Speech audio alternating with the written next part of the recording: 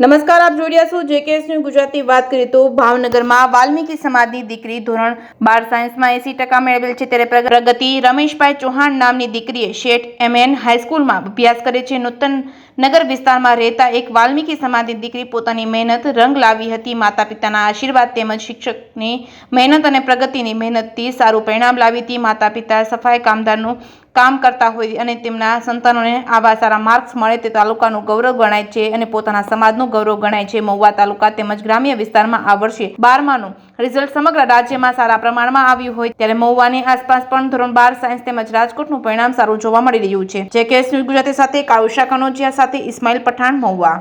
મારું નામ ચૌહાણ પ્રગતિ રમેશભાઈ છે। મારે આજે બોર્ડની એક્ઝામમાં 80% આવ્યા છે અને ગુજસેટની એક્ઝામ 88.89% આવ્યા છે।